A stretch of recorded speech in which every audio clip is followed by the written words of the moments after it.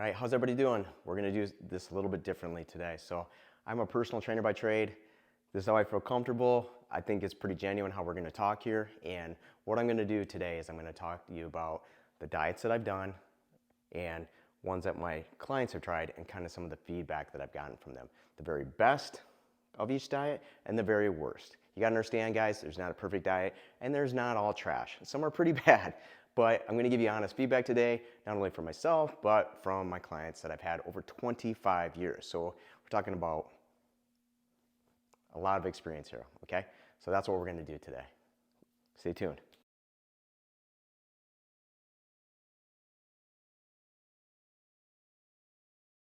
All right, the next portion, we're gonna go over the best and the worst of if it fits your macros, okay? All right, a lot of times people, when they talk about macros, okay, there are more macros than carbs, protein, and fat, guys. Even if you include alcohol, there's still water, you know what I mean? So it's kind of funny that we always, limit it to macros and like vitamins and minerals aren't important too, right? So anyway, let's get into it. Okay, the pros of if it fits your own macros, okay? The pros are definitely that you're so flexible on food choices. Like seriously, it's got the most flexibility about anything you imagine out of all the diets, right? And that's why it appeals to so many people. Like, wait, I can eat this, I can eat this, I can eat this. Yeah, you can, okay? So that's very appealing, and that's probably a really high benefit of that. I would say that's probably like a 8 or 9 benefit for this diet, out of 10. I would rate that at 8 or 9, okay? So, and it's very friendly to some very unhealthy food choices, where all these other diets, you might be really strict, like if you're doing like a ketogenic diet or who knows, like maybe even like the warrior diet, we'll get down to eventually, okay? It's flexible. You can eat pretty much anything you want any time of day as long as you balance it out somewhere else, right? Okay, so those are definitely the benefits of it and the best of it. Some of the cons and some of the worst parts of if it's your own macros is it's very hard to be accurate. And generally people aren't that accurate. When I've had my clients do this, they're just all over the place and like, I don't understand why I'm not eating this. So you have them do, hey, if it fits your own macros, they don't know how to measure macros yet. They don't know how many carbs are in that. They don't know how much fat in that. They're not measuring their food. I'm like, guys, it can be so inaccurate and just be so frustrating because it sounds like, oh, I have all this flexibility, when really people need to bring it down a little bit. They need to be able to focus. This is something they've really had a hard time doing in the past, losing weight, losing body fat, or getting strong, okay? Maybe a little bit too much flexibility and people aren't measuring, so they're not very accurate, okay? The other part is, usually the foods are less nutritious. You know what I mean?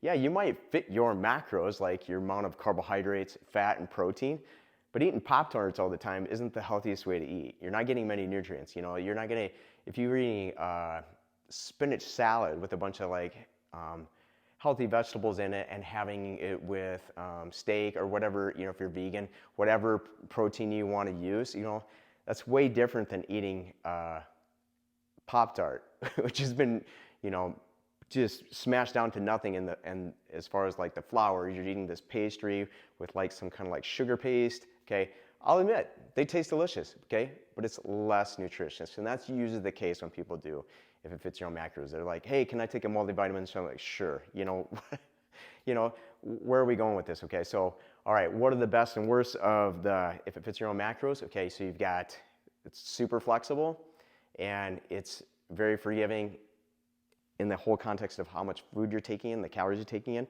for unhealthy foods, okay? Some of the cons, it's not very accurate.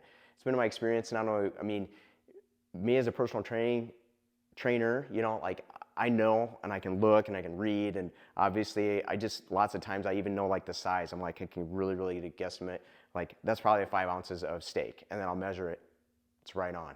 Why? Because I've done it a long time. The person that's trying to lose weight and has never lost weight before in their life, they're gonna have a hell of a time trying to estimate their calories. So that's really hard. It's not very accurate, okay? And then also people are eating less nutritious foods, They probably should learn to enjoy foods that are healthy and learn how to cook them, or at least where they can get healthier foods that they don't mind, they like the taste of, that are healthier, not just continue to eat junk food, right? And that's usually the case. So, all right, I hope that's a good wrap up for the, it fits your own macros. The pluses and minuses, the best and worst of it. and we're going to get to the next diet here shortly. Hopefully you found this video useful and you gained some insight that you may not have known.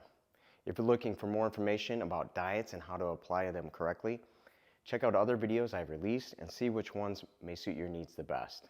Take care, and I'll see you in the next video.